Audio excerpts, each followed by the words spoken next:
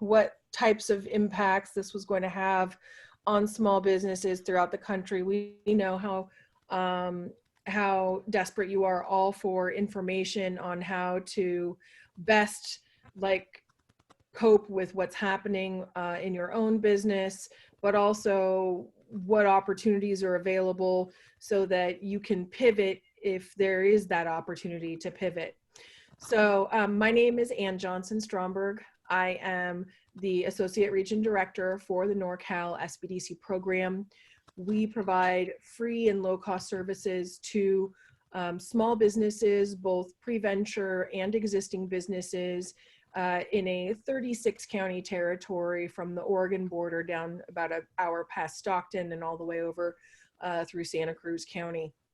It is very important for us, for you all to know that we're here for you and that we have a duty as a first responder or a second responder, I guess, because we are contracted with the Small Business Administration to provide assistance to entrepreneurs, and being responsive in a disaster declaration is part of our charter. So we are very appreciative of our partners at SBA.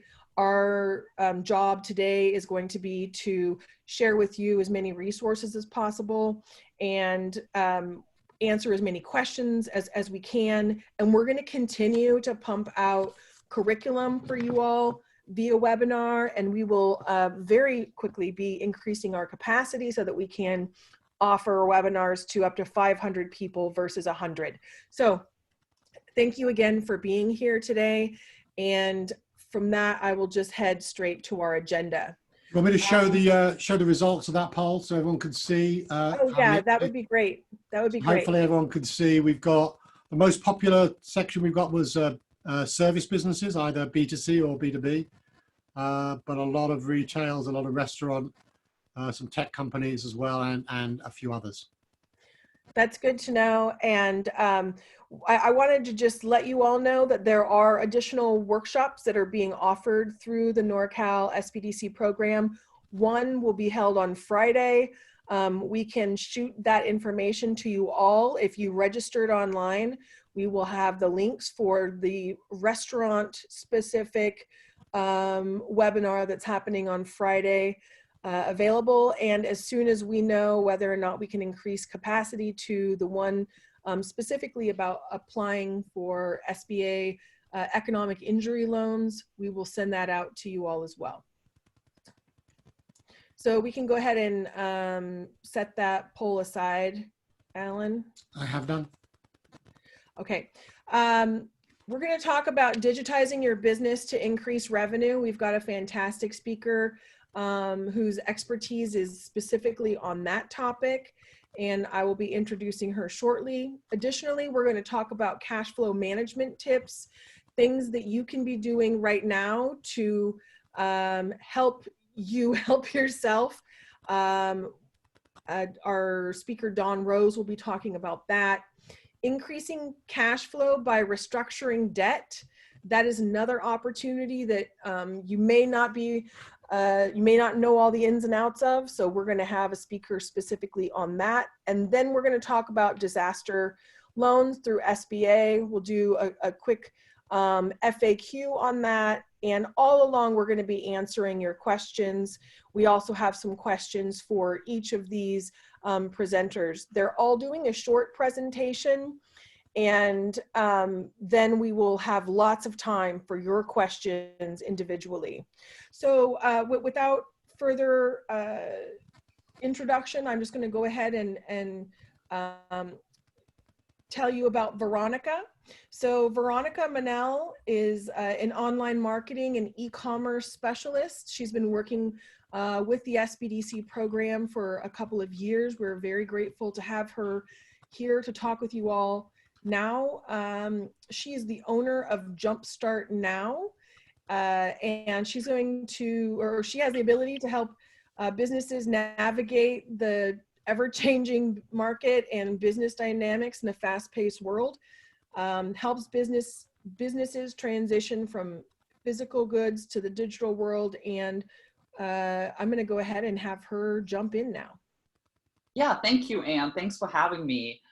So we have a lot of different industries here today, but I think this is something that everybody should be thinking about and should have been thinking about. So this is, in the way I look at this is, we need to, at this point, look at, and I do understand the challenge. So I want to be empathetic to the challenges, but I'm here today to talk about opportunities.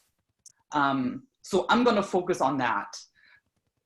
We now need, as small businesses, I'm also a small business owner, we need to look at outside the box. And I know this is such a cliche, but it cannot be underestimated. Like at this point in time, we all need to look at our businesses to see how we can fit into a potentially very different world in the short run and the long run. So this is obviously a webinar about cash flow. So I want to focus on how you can get some cash flow going, jump-started through digitizing your business. So we need to be adaptable to this world. And we know that this world is going to change as we go through these different stages in this crisis. So what is true today may not be true tomorrow, in 3 months, 6 months. So this is all about mindset. So please have an open mind as we go through this. And knowing that how you've been working may not work anymore. There are businesses who have actually, I believe, a huge opportunity. And there's businesses that will have an opportunity if they're ready to make some changes. Technology is going to become our best friend. We already see this here today, right? We're on a webinar. A lot of workshops we used to do in person, but here we are, and we're doing webinars, and we're embracing these different platforms. Look at what you can do as a business to digitize, to get on these online platforms, to sell your services, your products,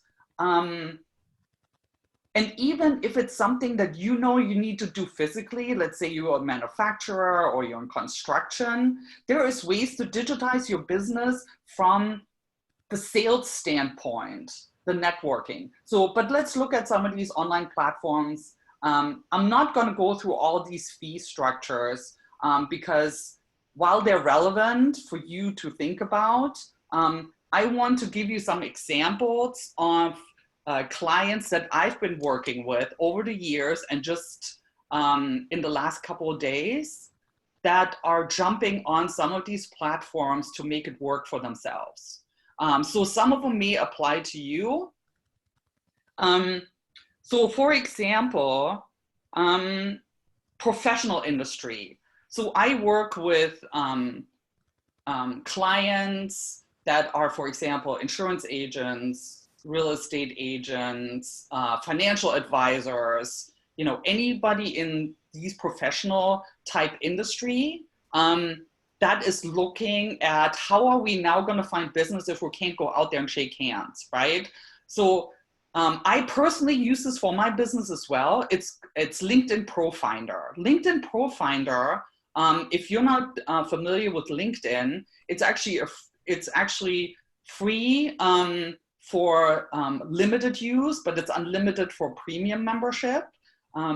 You can start a LinkedIn Pro Finder profile, and people who are looking for your services will request a proposal from you, and it's brilliant. So I have gotten several clients through that, and I know that my clients have.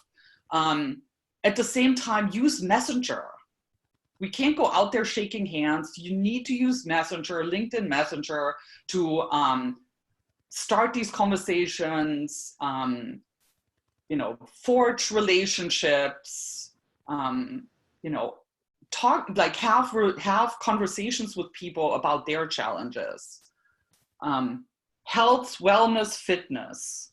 So I've been working with clients on that for quite a long time. But for example, a yoga studio, they just closed. They have to find a way to keep these memberships going. So they are now offering online yoga sessions. So it starts from a recorded session to actually having live sessions, because the reason why people go to yoga studios is because they want to have that experience.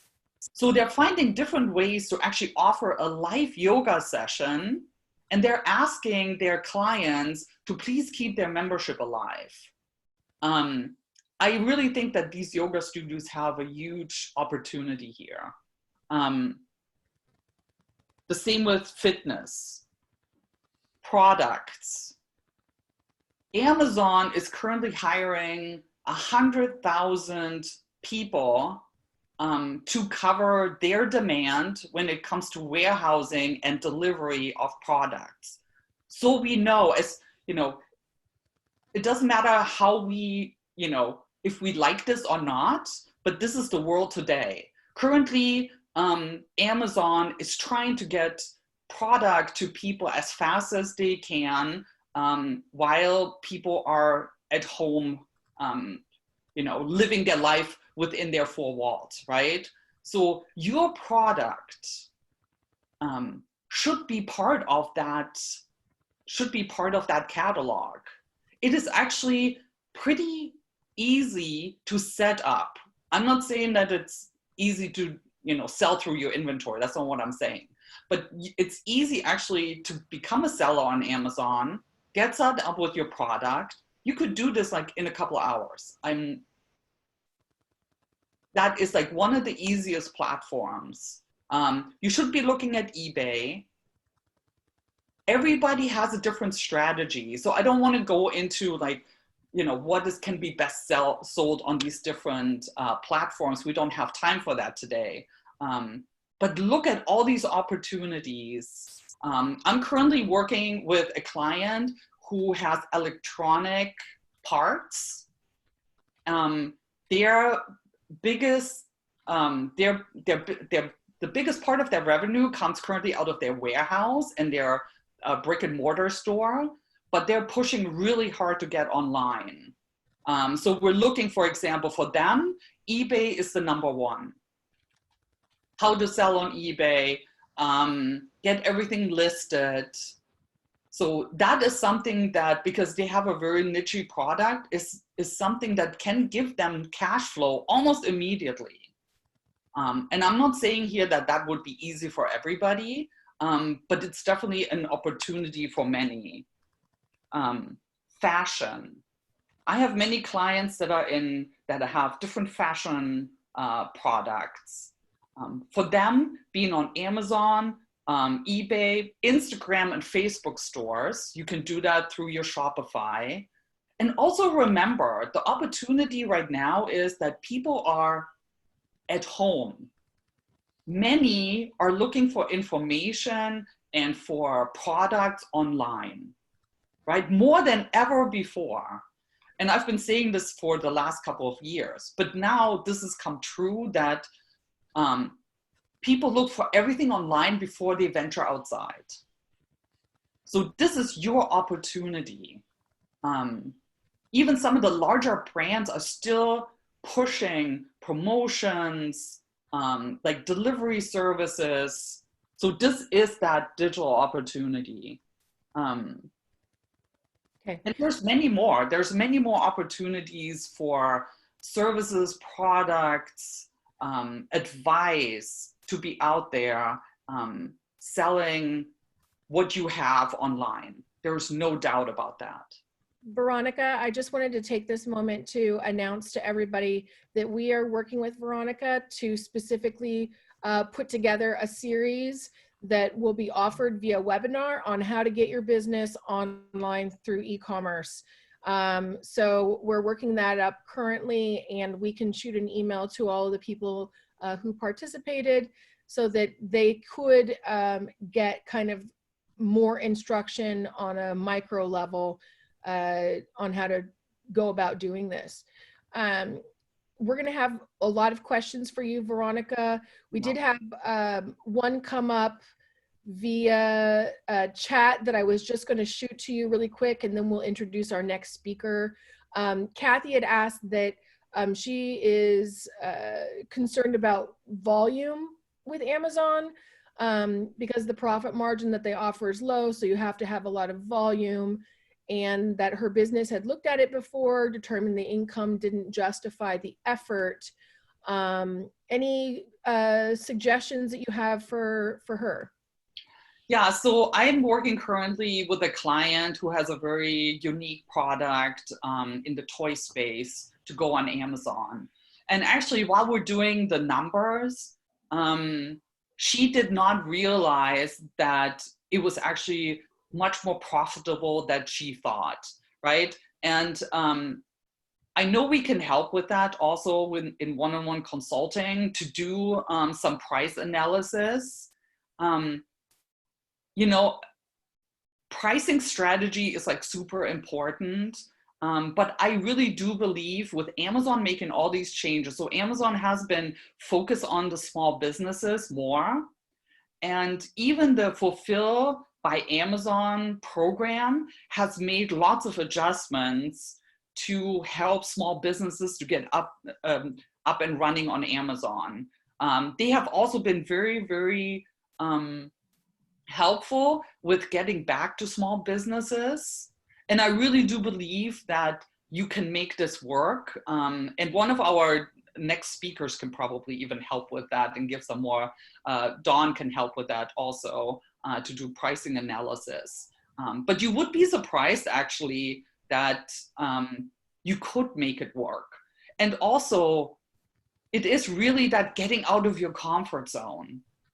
Maybe you have to adjust the price, right? Like, I don't know exactly like what your competition is like on Amazon, but also keep in mind that on Amazon, not the cheapest product always sells the best. It's actually the medium price product. But we would need to do some more analysis on that.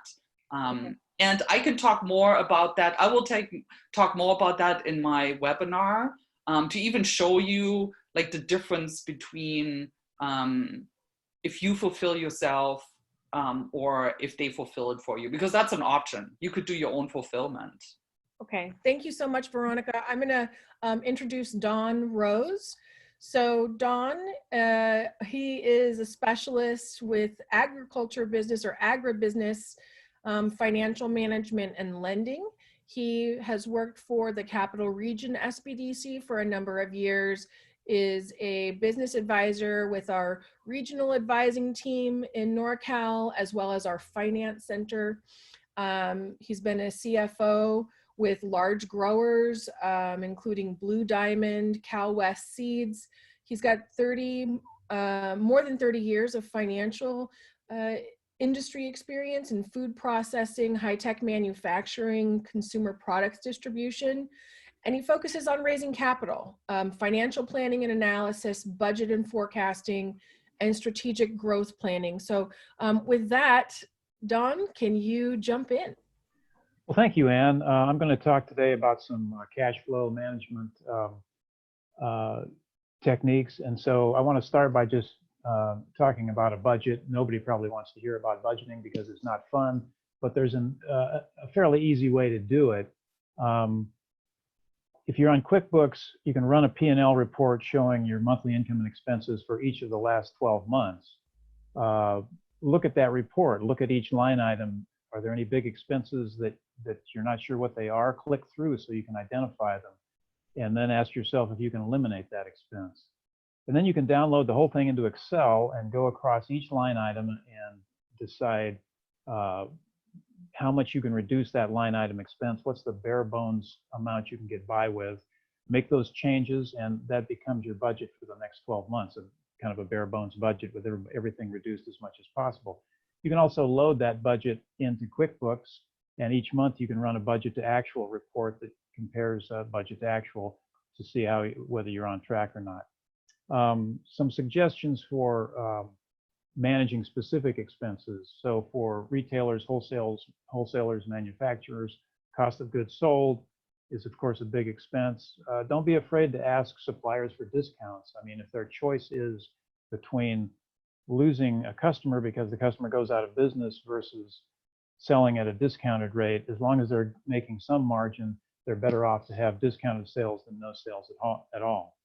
When you're restocking your inventory, focus on the high margin, high turnover items, and don't restock the low margin, low turnover items.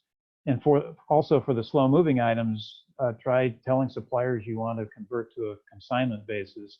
That way you don't have to pay for the goods until they sell. Payroll is another big expense.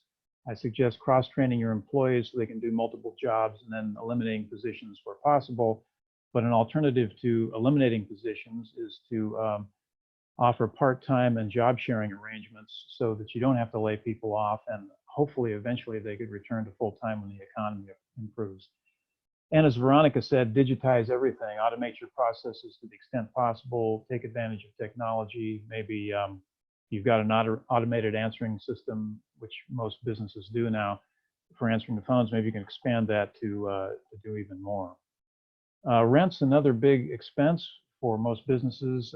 If you're a service business and you have office space only, you might be able to vacate that and go to completely online interactions with clients.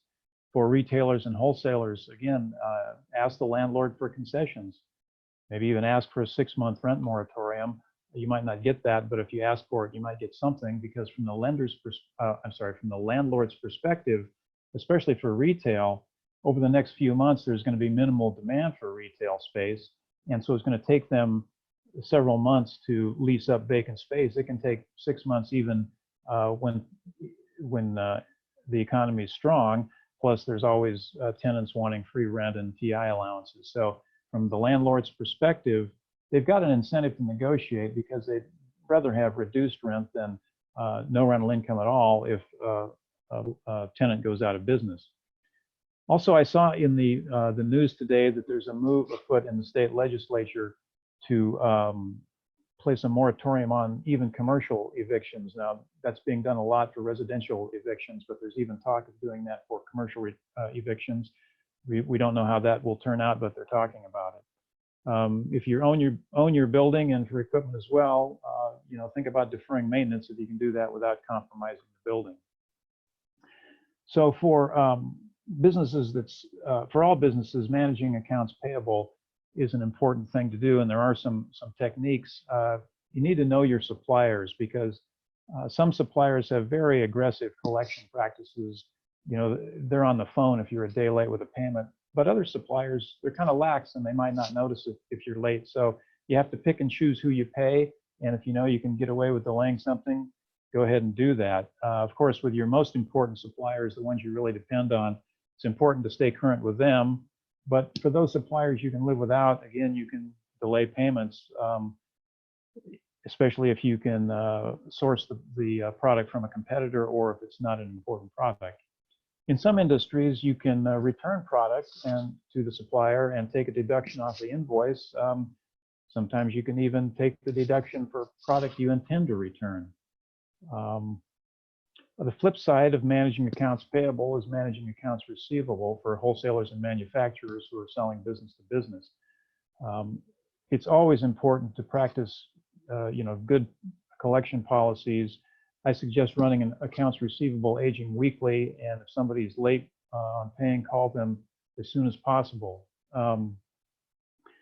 If an account's gone delinquent and you call them and they say they can't pay, try to obtain at least partial payments weekly. Something coming in is better than nothing. You might consider offering a discount for prompt payment, but be sure to understand how much that costs. If normal terms are 30 days and you offer a 1% discount for payment upon shipment, that's equivalent to a 12% interest rate. But the old 2% 10 net 30, which has been pretty standard in some industries, that annualizes to a 36% interest rate. So it's an expensive way to raise money, but it might be needed. And of course, some of your customers might demand discounts in order for them to stay in business, just like I suggested you ask for discounts from your suppliers. So again, it's better to have discounted sales than no sales, but you want to be sure that the discounted price is still enough to more than cover direct costs and cover some contribution to overhead.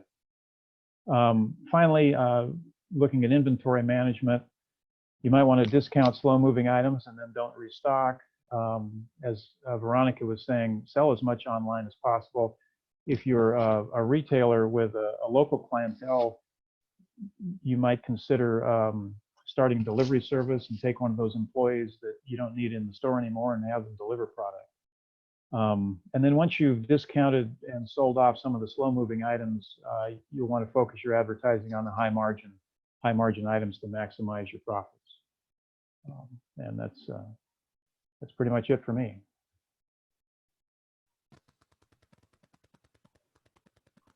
And if you're talking, you're muted. Okay. Sorry. Thank you so much, Don. I want to go ahead and just see where people are at. So can we do the next poll? Yep. Let me just get that open for you. That would be the... While you guys are filling out this poll, we want to know where your business is at right now. Are you open minimally, open remotely, considering closing? That's really important to us as we're talking to you today. I'm going to go ahead and I know that we had a Q&A question. I think that we're going to wait on the one that's in there currently. I'm going to introduce Scott Rogalski. Scott is our director of the Finance Center in Sacramento, but he works for all of the Northern California SBDCs in a regional office. He manages a team of 8 loan experts that help us in accessing financing for maybe those harder to finance businesses, those larger loans, etc.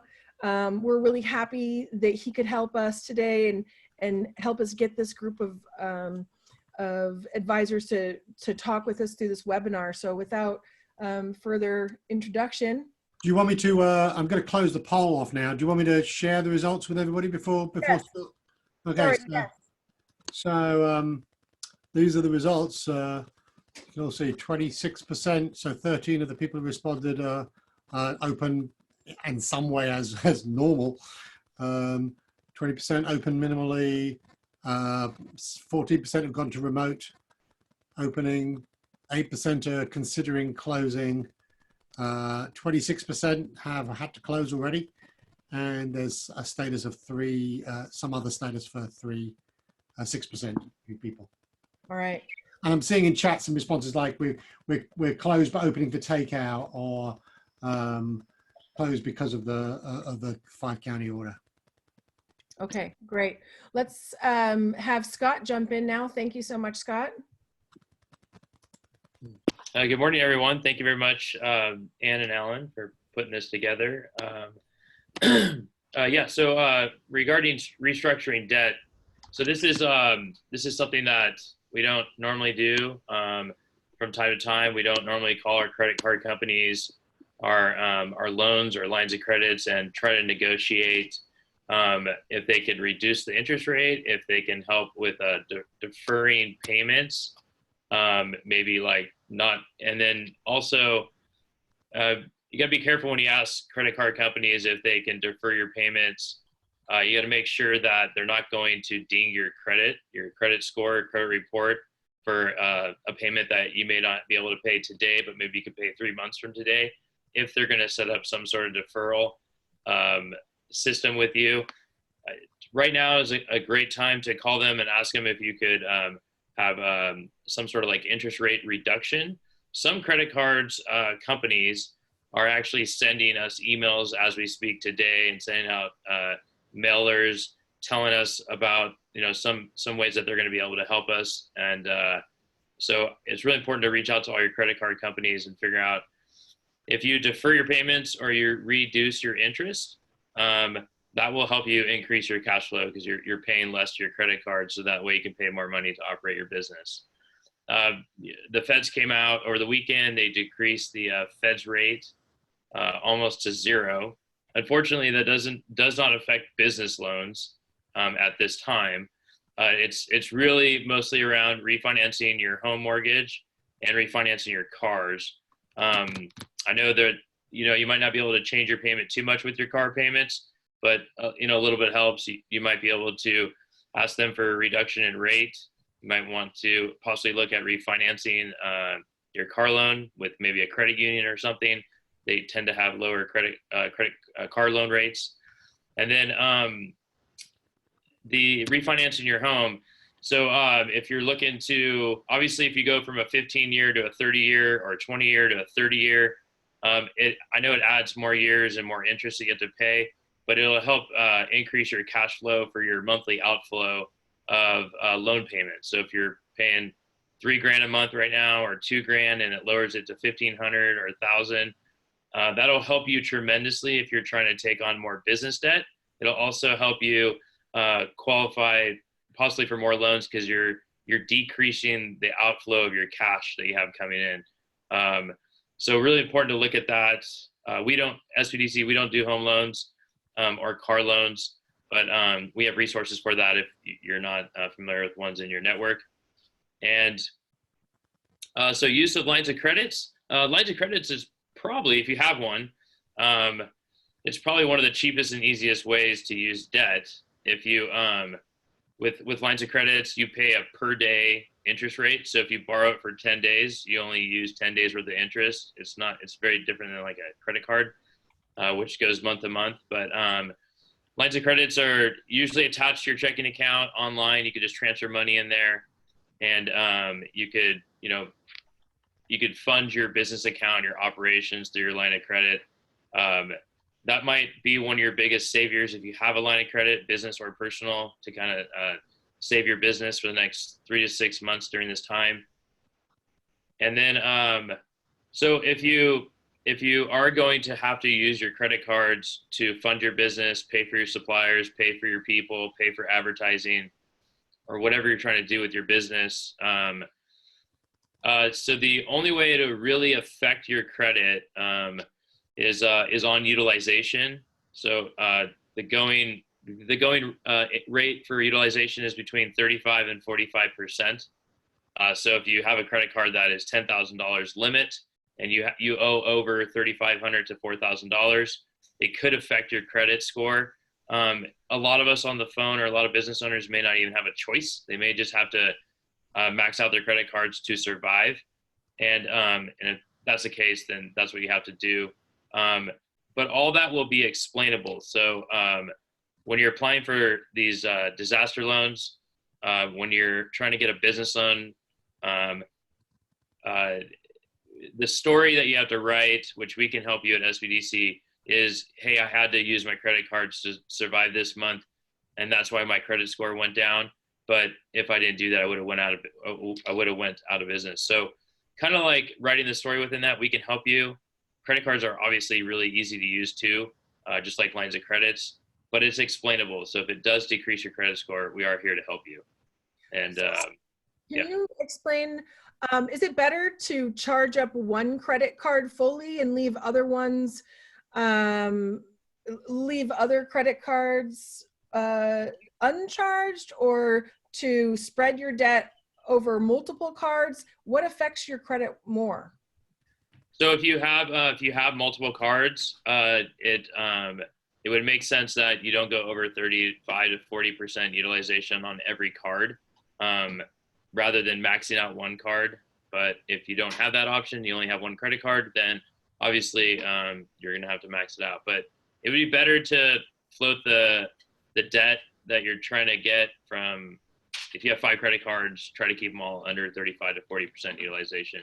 I'm not sure if the utilization rate percentage guideline is going to change with this pandemic. It might. Credit cards companies I know they're doing some sort of forgiveness right now, and it's per credit card per your specific situation. The utilization rate may change, where they won't ding you if it's like maybe 50 or 60% utilized. But as of right now, we don't have that information. Scott, somebody just threw into the chat, and it might be useful for us to share that. Someone said they talked to Amex last night, and they are offering no question asked deferral of late fees and interest at minimum for both personal and corporate cards. No questions asked if account is in good standing and you were impacted by the cover shutdown. That's from someone who's attending, has posted that. As pretty much like you said, speak to whoever your car company is. But if it's Amex, there's a good chance that that's what you'll hear from them. Yeah, and there's probably other credit card companies that are going to follow suit with Amex. That's cool that they're leading the charge. There are other lenders. There are CDC, small business, CDC in Sacramento. What was that email today, Scott? Did you see? Yeah, so most SBA loans or guaranteed lenders, like 7A lenders, like nonprofit lenders, like the Community Advantage Loan Program throughout California, they are all offering 90-day deferral payments. So if you have a current loan with a Community Advantage lender, admissions-based lender, if you don't know what that means and you're not sure what kind of loan you have, go ahead and reach out to us. We can help you. But they are doing 90-day current loans, 90-day loan payment deferrals. Some lenders that don't sell their SBA loans on the secondary market, which I know is a lot of speak that you may not understand. But if they don't sell their guaranteed SBA loans on the secondary market, they're offering up to 6 months deferral payments for real estate loans, equipment loans, and working capital loans. Okay.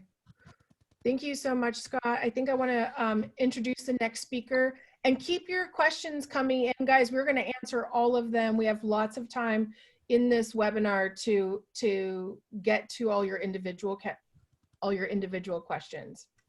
John Connolly is an SBDC business advisor with our finance center with Scott. His specialty is underwriting business loans and risk mitigation. So he's got more than 25 years of business management and business lending experience, extensive client relationship management and commercial credit knowledge, and really excellent at financial analysis and projections for all industries. So John, what can you tell us that will be helpful to the folks on the call today? Thank you, Ann.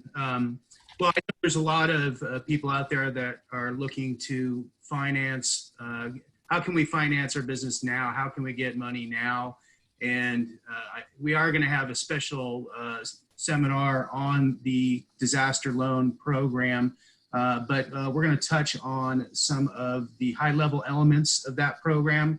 And the SBDC is going to be working hand in hand with the SBA and helping our clientele go through the process and put their packages together to apply for the special disaster loan program. So what are the parameters of this program? This is a loan program that can be as little as $5,000 all the way up to $2 million.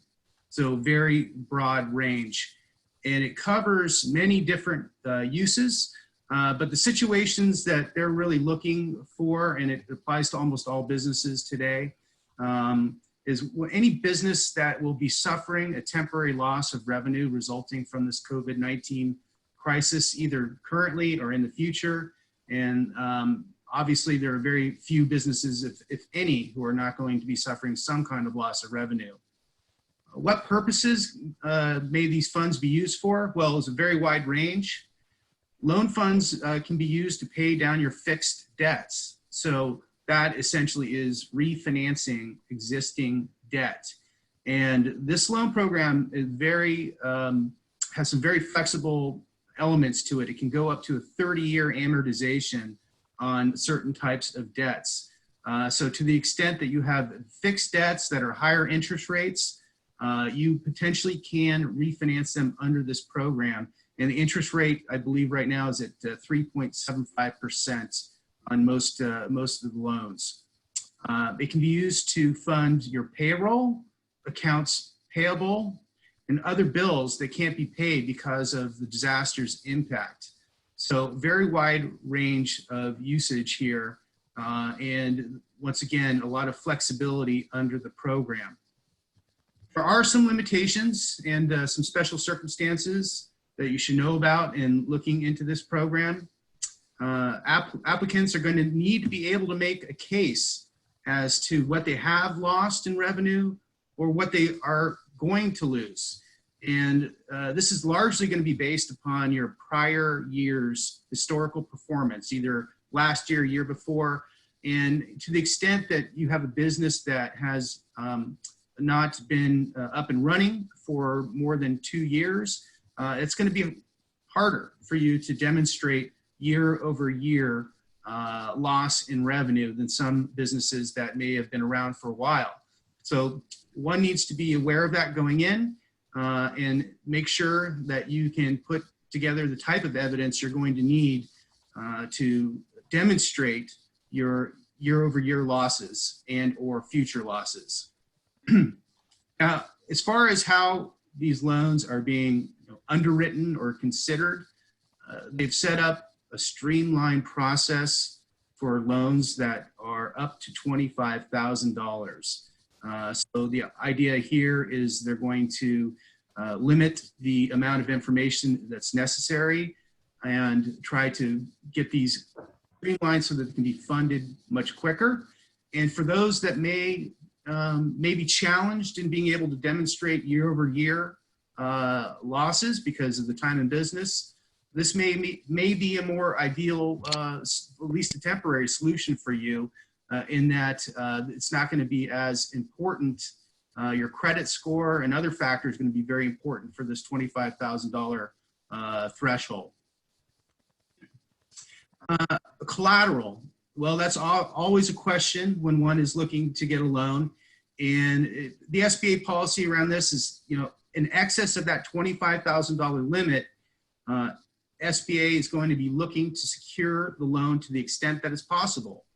SBA is not going to decline the loan if you do not have enough collateral, but it will ask for whatever collateral is available, which may include real estate owned by the business or the business principals.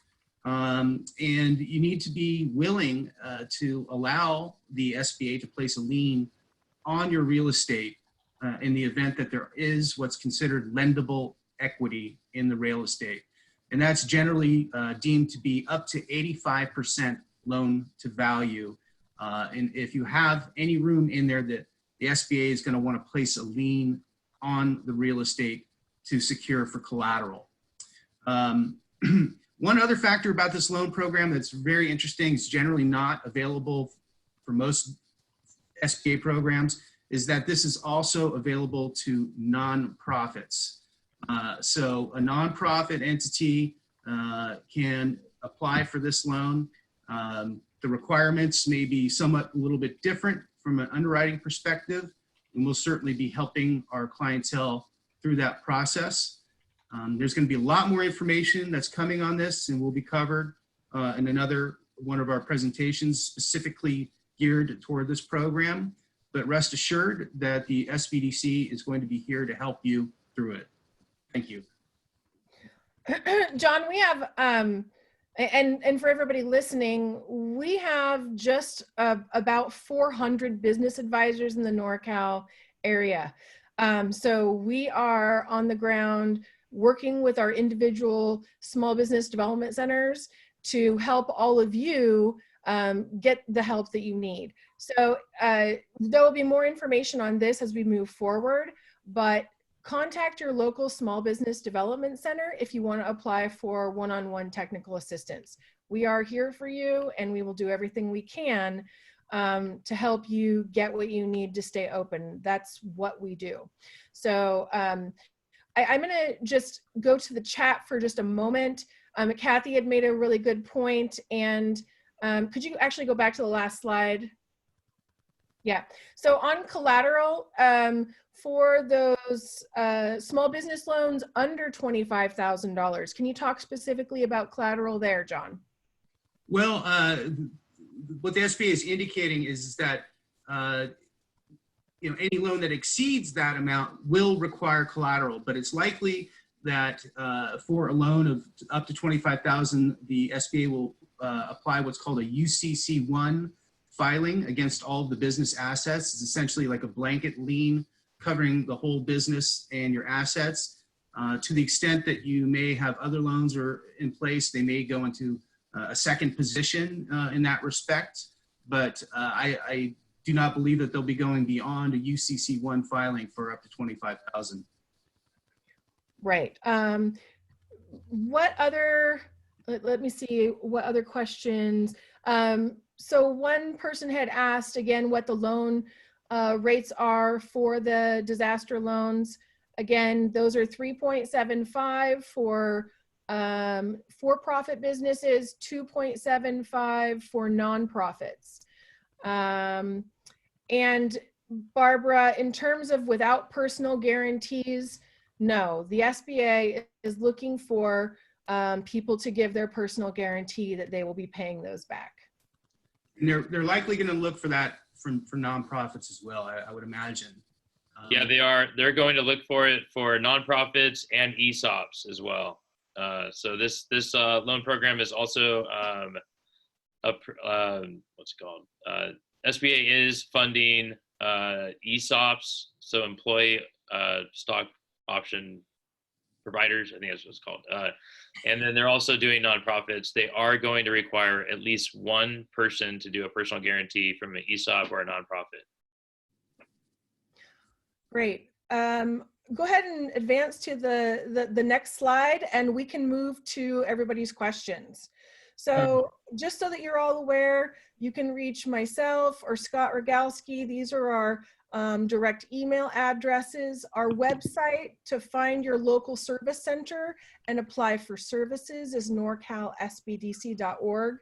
But we're going to jump into individual questions now. So Alan, do you want to take it from here? Sure. So the first one I saw up there, which I think is a little specific, and I'm not sure we'll be able to help with this, was asking to share HIPAA compliant programs. Anything that we could think about that would be HIPAA specific, that where HIPAA might hit issues on this?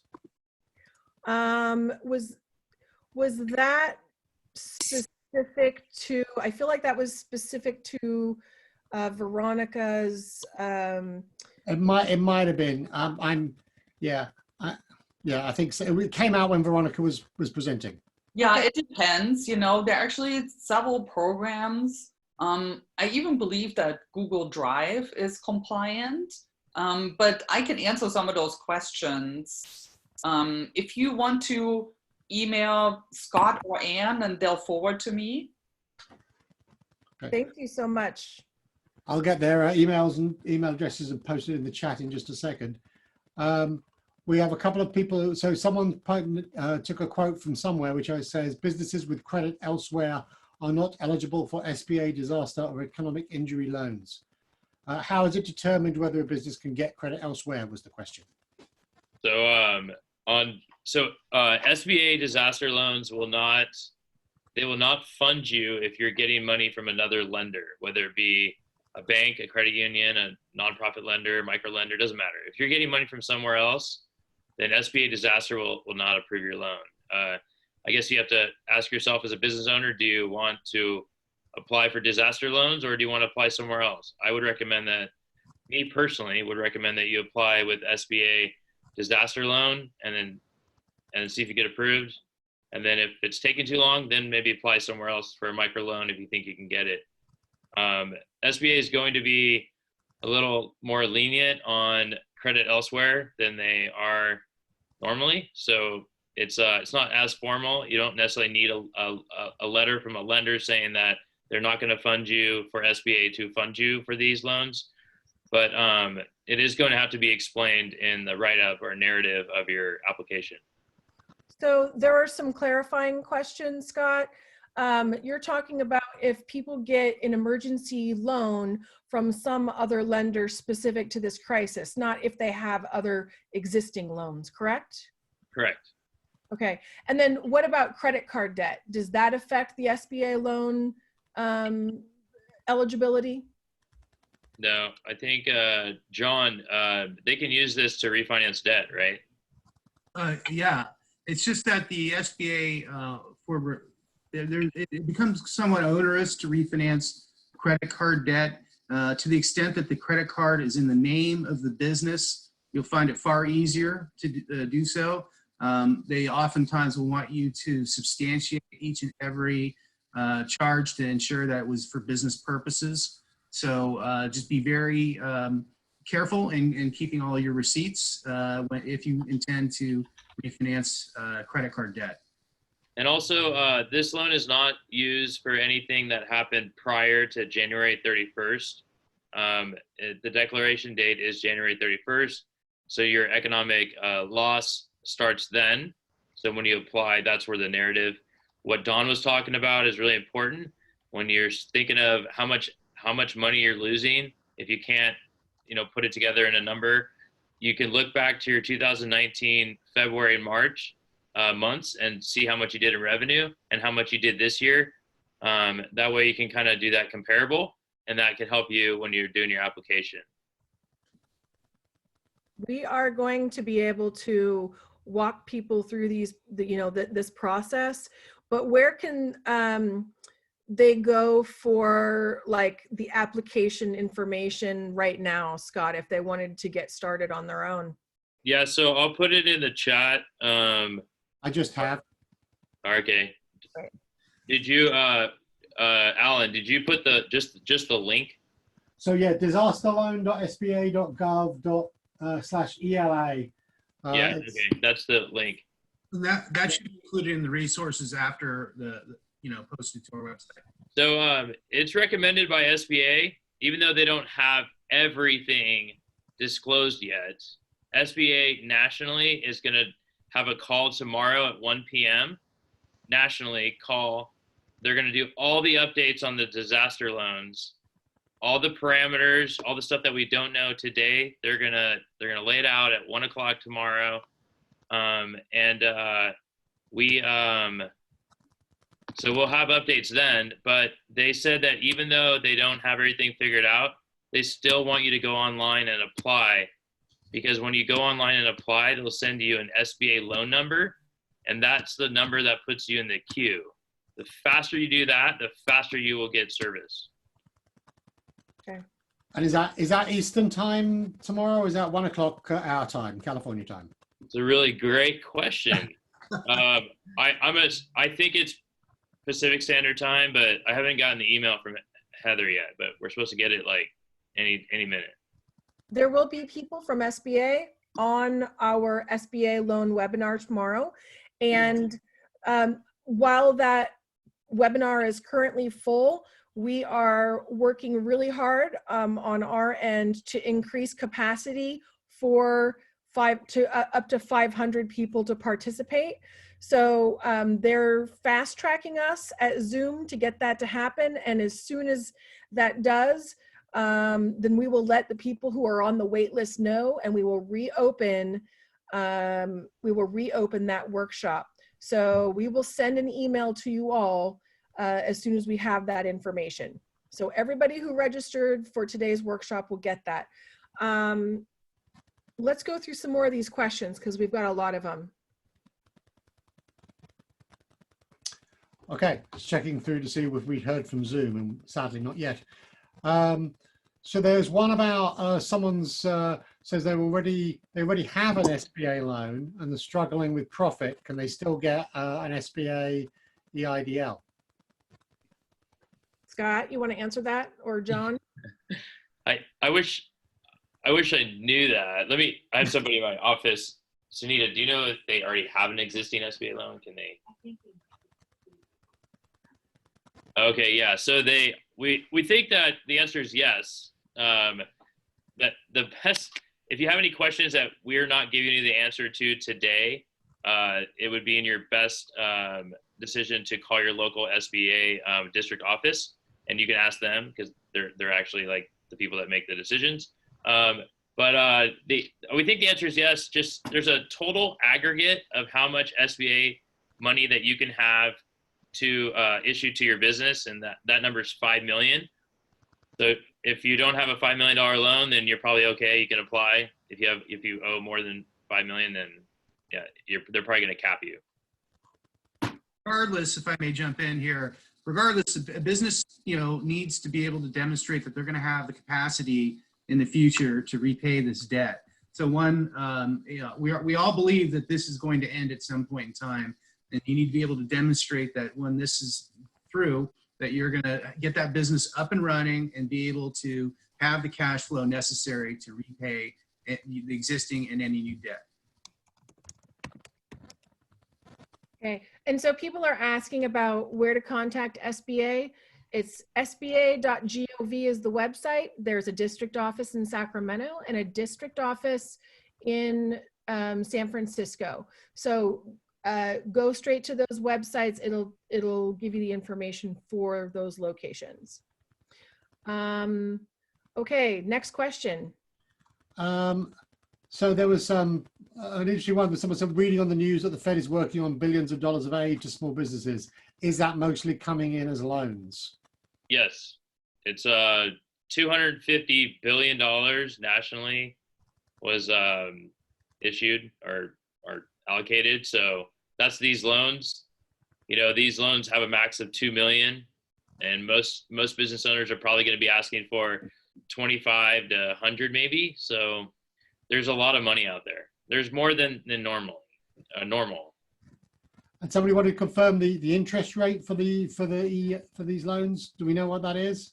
3.75 for for-profit businesses, 2.75 for nonprofit businesses. Okay. I see a question here about someone who's a startup without year-over-year comparables, and whether or not that the $25,000 loan is probably the best way for them to go. And I would suggest yes. Certainly, you need to find what you need as far as your total, covering your total expenses and whatnot, but your chances of qualifying for that $25,000 loan are probably far better than greater. I was going to say one more thing about this 3.75 loan. The feds are also making the payback over a long period of time. So I was talking to one of our expert advisors who helped people with disaster loans through the fires. We have a bunch of them in our network because we've been through multiple disaster declarations in the last several years.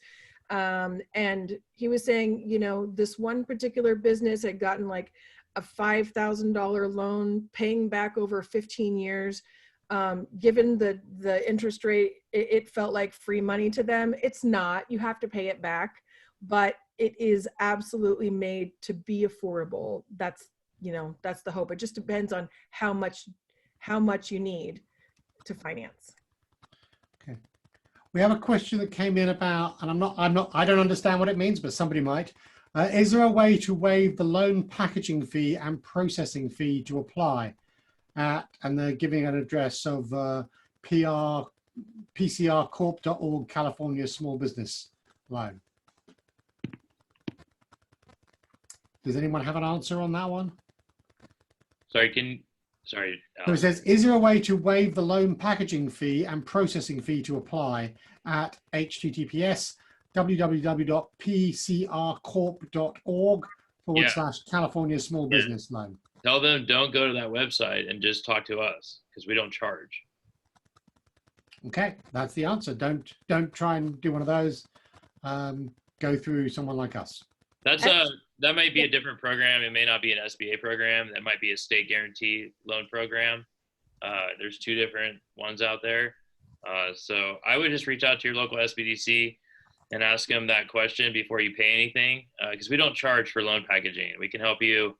There is an arduous process to get one of these loans approved and funded, and you do have to give some paperwork, just like you would for any business loan or home loan. That's what we're here for, at no cost to you. And there's something else came in from a couple of sources. So someone's saying that Shasta County yesterday got identified as qualifying for emergency support, but the link that I gave out, including from the SBA site, doesn't qualify. Can anyone speak to that? Still go to the SBDC, Marcia, and this is going to be what we're talking about as things are changing by the minute. it's probable that SBA just hasn't had a chance to update their websites yet. So that Yeah, doesn't so- mean that the services aren't going to be there. If that exists, I just had somebody call me for Colusa County, and if that happens, just reach out to your local SBDC and they'll get you to contact the SBA or call SBA directly. I just gave this guy Daryl's number from my district office in Sacramento. They have all the answers. Scott, can you talk to us about what the timeline is for SBA loans in general with the disaster loans? I mean, this is not an immediate fix, right? No, it's going to take some time. Normal turnaround, like if there was a fire in your area, which those are like secluded to certain cities and counties, it would take 2 to 3 weeks for them to get back to you. But since 90% of the businesses in the country are going to be applying, it's probably going to take, from the time that you apply to the time that you actually get the money, it's probably going to take, I'm assuming 4 to 8 weeks at a minimum. But SBA is having a call tomorrow at 1 with all their TA providers, WBCs, us, SCORE, everybody, to let us know it's all hands on deck and we need to stand up and be there and help them with these applications. It's just the amount of chaos and number of people applying is unlike anything that we've ever experienced and SBA's ever experienced. So it's the timelines are going to be longer than normal. So if you can qualify for a regular loan with a microlender that can fund within 2 to 4 weeks, then I'd recommend go that route. As long as you ask for enough money to make sure you're not going to go out of business, and SBDCs can help you figure that out, whatever that is, where the lenders are, all that great stuff. Yeah, and somebody is saying that a 4 to 8 week turnaround makes it impossible to not seek out other lenders to keep the doors open in the short term. Any recommendations for that, John or Scott? Well, can they not, Scott? I mean, if they get a short-term loan funded, can they not have that then in turn refinanced under the EIDL program after it's been funded? I don't know. I have to get clarification from SBA on that. But I would say so the best thing you can do is apply today. Just apply. Apply. I'm in Sacramento. The SBA Disaster Loan Center is in Citrus Heights, right down the street for the whole nation. We have direct access. I can go there and talk to somebody. We can figure this out. I think the time that you're going to get funded is probably going to take 4 to 8 weeks. I think the time that they're actually going to tell you if you're approved or not is going to be quicker, probably like hopefully 2 to 3 weeks, like they say.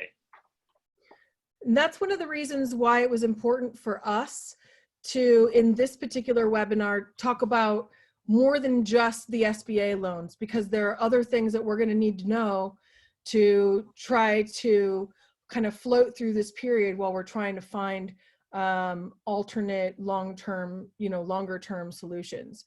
So I'm going to go back to Alan. Are there some more questions that we could answer, Alan? There's a couple of ones. So someone, the couple of talk about collateral. So first question was, if it's an LLC, will that collateral requirement hit all the partners? And the second one on collateral, while you're thinking about that one, is someone saying they've got no additional collateral for a new SBA loan. What could they do? If I may, on the first question, with respect to LLCs, I believe anybody who's designated as a managing member would be required to put up any of their personal assets to the extent that they're available as collateral. Scott, do you have anything to add to that? Yeah, anybody that's 20% or more ownership of a company, whether it doesn't matter what entity, they are going to have to give a personal guarantee, and they're going to have to be on the loan. It's the loan parameters is like that kind of stuff is all the same. If you don't have extra collateral, it's okay. You don't need it. John mentioned that. So they're not going to ding you if you don't have collateral like most lenders, because this money is coming directly from SBA. It's not coming from a lender. So there's no ding if you don't have collateral, but if you do have collateral and your ask is over $25,000, they may ask you for collateral, which is mostly, it means your home, a car, equipment, your building that you work out of if you own your building, stuff like that. But if you don't have collateral, don't worry, you're still okay. Victoria, you had asked about whether you could use the loan to pay rent on commercial space. Absolutely. This is, that's a working capital thing. Most expenses could be paid for with SBA loan proceeds. Is there any limitations on that they should be aware of, John? I think you covered it accurately there. Yeah, all of those items are. it's what, so like, you just think about it, whatever it takes for you monthly to operate your business or run your business, you could use it for those funds. It's cash flow, it's working capital, it's rent, payroll, every line item that you see on your P&L, that's what we can use the loan for. I saw a couple more questions. One of us, they're asking if there's a site to find all or most micro lenders. Do we have a resource list that we can share with that? Yeah, there is one. Let me email it to you right now, Alan, and you can put it on the chat. Or since you're like the techie guy. Is it a list or is it a place where the list is? It's the link. Okay, great. I'll do that. That goes there. Okay. And then while he's doing that, a question was, is the SBA advocating for financial obligations to be deferred? When they apply for this loan? No, I think generally, are they pushing for it? I don't think to do with specific loans. I think it's, are they advocating generally that financial obligations should be deferred? Well, I think representing us to the rest of the government, I think, is the question. Yeah, I mean, they've passed some new rules for the banks that are lenders under the SBA program, allowing them to have extended deferrals on payments. So the banks are going to be more flexible than they usually would be because the SBA is giving them that leeway. So actually, one thing that we forgot to talk about is this loan, once you get it funded, it will have a 5-month loan deferral payment on it. So you won't have to pay the payment until 5 months. Oh, That may get extended to a year, but we don't, at this time, it's 5 months. I think it's important that we talk about the types of things SBA, the types of industries SBA won't issue loans on, Scott. Yeah, so traditionally, like John said, the SBA doesn't normally do it, nonprofits, but this loan program is different because it's funded by SBA. The money comes from SBA, therefore a lender's not approving it. They will fund nonprofits, they will fund ESOPs, regular for-profit companies.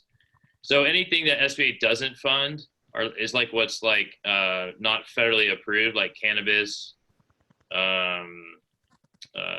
you know, and then the real estate industry.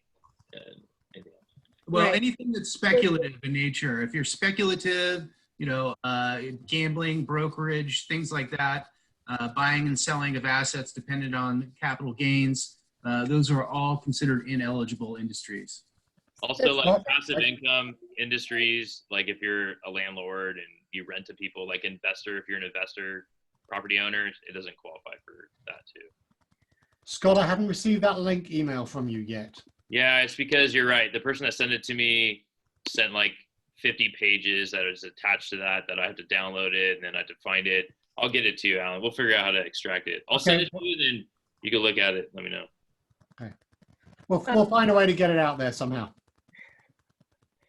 Let's see, Elvina had asked a question. Do you want to tell us what that was? Yeah, so just looking at it now, California extended the filing and payment deadlines for 60 days. Do you know if the IRS will push 2019 dues to our small business owners, our small business owes, and we could really use that cash right now to stay alive? So the filing date stays April 15th. The payments have been pushed out to July 15th. That's For the good. federal taxes? For federal taxes. That's the most updated information from SBA this morning. That's amazing. That's amazing. It's sort of amazing. The payment is amazing, yes, but the filing, they still want it April 15th.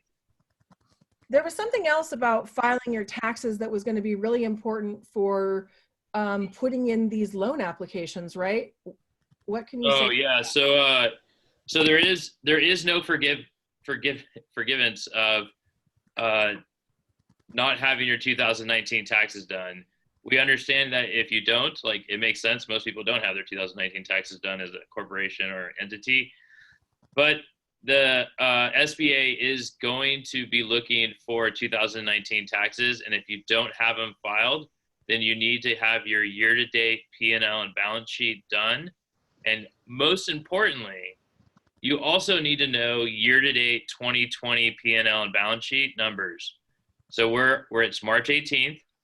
So you're going to need from your bookkeeper or you personally or QuickBooks or whatever, from January 1st to March 15th, probably more like February 28th or 9th, year-to-date income statement and balance sheet. They need to see where you are today and where you were last year so they know how much to give you. Scott, I would also add, you're probably going to have to provide an extension, of your 2019. If you haven't filed by the deadline, you'll want to have an extension done and provide proof that you filed for an extension along with that. Yeah, they're probably going to want all that. Yeah. There's a question here from Nabi on the call. He's saying that he's a used car dealer. He has car loans which need to be paid off in 2 months.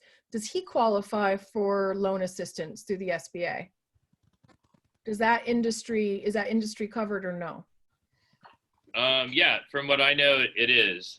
There's no restrictions on car dealerships or used car dealerships that I know of. Okay, so I've got the link here and it's like a 50-page PDF, so be careful with it, folks. But it's got a whole bunch of things. It's the resource guide, the SBA resource guide for California. So I'll pop that in the link in just a sec. I'll pop that in there. But be wary, it's going to take a long time to download when you do. Yeah, so it's page 30 is where the SBA lenders start. It's like a 2-page, 30, 31, 32 of all the micro lenders that exist, or most of them.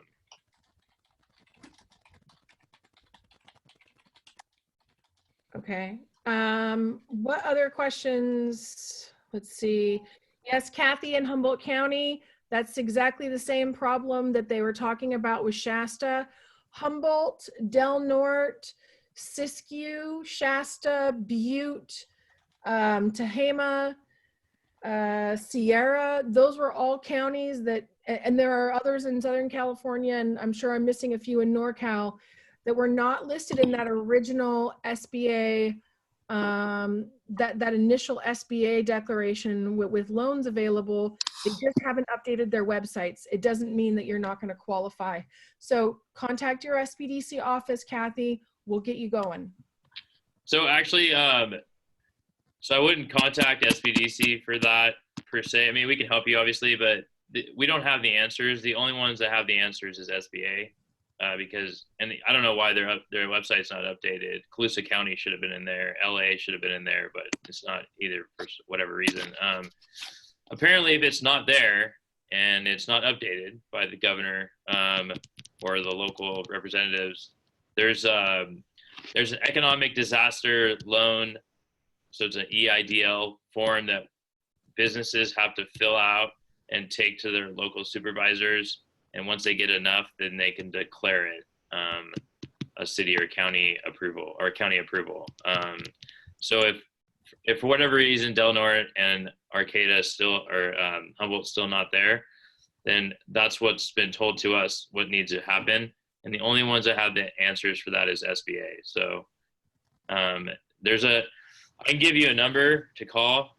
You guys can blow up his phone. but he seems to have the most updated numbers, answers.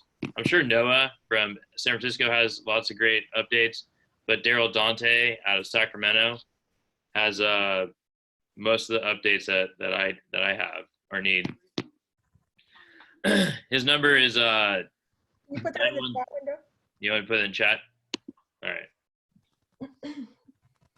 So I got a question that while Scott's typing into the chat, how long out into the future will the loan ask cover? Deficits for 6 months or more? The application does not ask you how much money they need.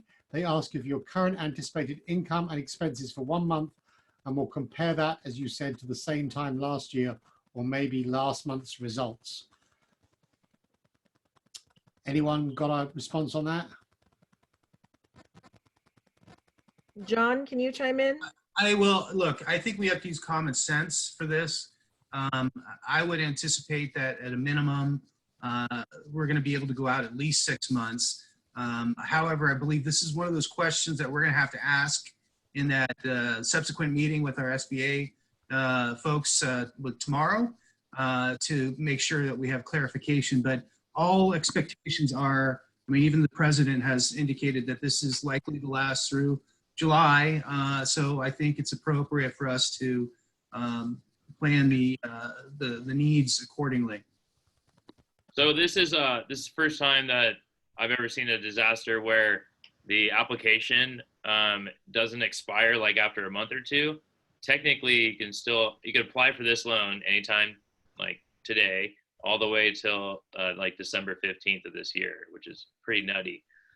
So the economic injury impact for businesses is actually the whole year, because it started January 31st.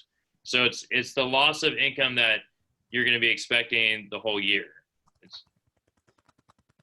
And then Scott, North Coast SBDC had put something in the chat to us saying that business clients in particular are anxious because the loan product is listed as first come, first served.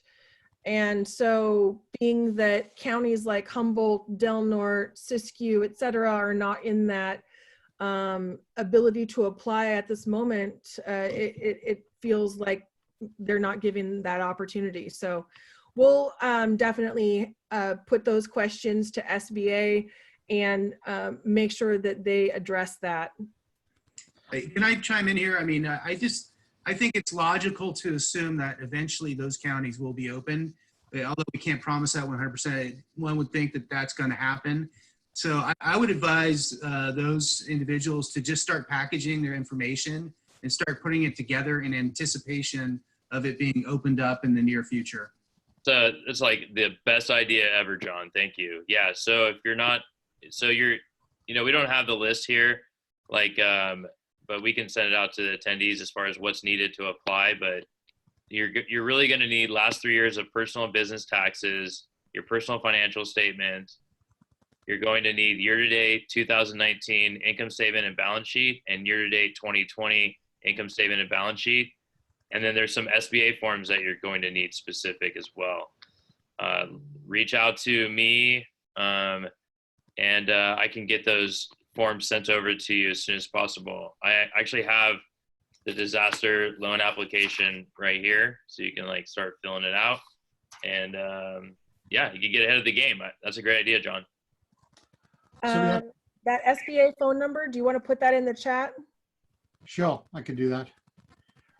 We had a question about Airbnb. So somebody's saying they're Airbnb, they're essentially their business is running a bunch of Airbnbs. Will they be allowed to get loans under this process? I doubt it. Airbnb is a passive income type business model. I highly doubt that. I don't want to say no, but I'm almost positive the answer is no. Okay. We haven't heard, somebody had asked about 0% interest rate options. We haven't heard of any yet, but things are changing right now by the minute. So who knows what the next couple of weeks are going to come up with. That phone number for SBA is on the chat window right now, 916-735-2800. 1702. We've got just a couple more minutes. We're very close, 4 minutes to 4:30. Any other questions that we could answer really quick? There's So somebody was asking about the SBA call information for tomorrow. That's more for people like us who are helping businesses. So what we call technical advisors. Is there something the SBA are doing for the public that we know about? two things, No, guys. SBA has to be very careful what they do with the public. So we are the voice for SBA. We're their largest consulting firm in the country. We're their boots on the ground. We're the voice. It'll come from us. It won't come from SBA probably. So the call tomorrow is specifically for folks like Scott and I and other loan specialists who work with the SBDC, so that we can ask all the questions that people are asking us that we don't know the answers to. And then we will be sharing them with everybody. We will have an SBA loan webinar in prepping for that SBA loan that happens tomorrow at, that one's at 10 a.m. And that one is currently full, but we're working on increasing the capacity. And if we get the ability to increase the capacity, we will alert everybody on the waiting list. And everybody who was in this call today, if they want to participate, send you the link. We will be offering this stuff over and over again. We're going to have too many people coming to us for questions to not continue to offer these webinars, because things are changing really quickly and there's so many people who want the information. So a good one came in about how did the state loan guarantee program fit into this equation? Listen. The state guarantee loan program, it doesn't. It's totally separate. It's like a totally separate thing. The state loan guarantee program is, they don't have direct funds that they're lending out like SBA is right now. The only way to get that is you have to go to a bank that offers a state loan guarantee program. It's not general knowledge for the regular public. You just wouldn't know that. So you can reach out to me. I have information on that. Reminder, that's in his, if you look in the chat, everybody, somewhere up there, we had Scott's email, which is also showing on the screen. How soon might we be receiving the recording of this webinar? I don't know. We'll be informed as soon as Zoom process it, which is what they have to do. Once they do that, we will get that out. We will get it up on our video platform and get it out to people as quickly as we can. We're also going to try and make sure it goes on our website. That might take a little longer, but everyone who registered for this will get an email giving them the information and the links, and maybe a document containing a bunch of information that we've shared in the chat. Right. We're going to have the slide deck available for you. Yep. And extra things like a link to the lenders, the micro lenders that was put in the chat earlier. Those types of things will be in the notes from this webinar that everybody will have a chance to look at after the fact. But we're going to be a little bit beholden to or limited by Zoom's capacity to send us the link back of the recording. Yeah. I got told that maybe it will be a day, maybe it will be 2 days, but that's what we're looking at. It's normally a matter of hours, but typically the last couple of ones we've seen it's taken 24 hours or more. So we will see. Do we have time for one more question? Sure, go ahead. It's around collateral. Can patents be used as collateral? Someone is working on a COVID-19 antibodies therapeutics, and they've got several patents on it. Will they get paid to the resulting therapeutics at some point by our commercializing partner? But since the situation is dire, we're having to fund this program on our own for now. As a small startup, it's hard in the short term. So I think David Walker from Reading is on the phone. He's like, that's the cascade. He can't chime in verbally though. But he's a SBIR patent expert guy, so I would route that person to David. So if you Anurag, if you send us an email with that to Scott or Anne, we'll route it to the experts who can give you a better answer on that. Okay. Thank you so much, everyone, for participating, for being, willing to listen through. We did have a really big number of people who wanted the information. We appreciate all your time, and we really want to be available to help you. So go to the Norcal SBDC website, contact your local SBDCs, reach out to Scott or I directly, and we look forward to you, to working with you further. Okay. All right. I'm going to close off the recording. Thank you all, and be healthy.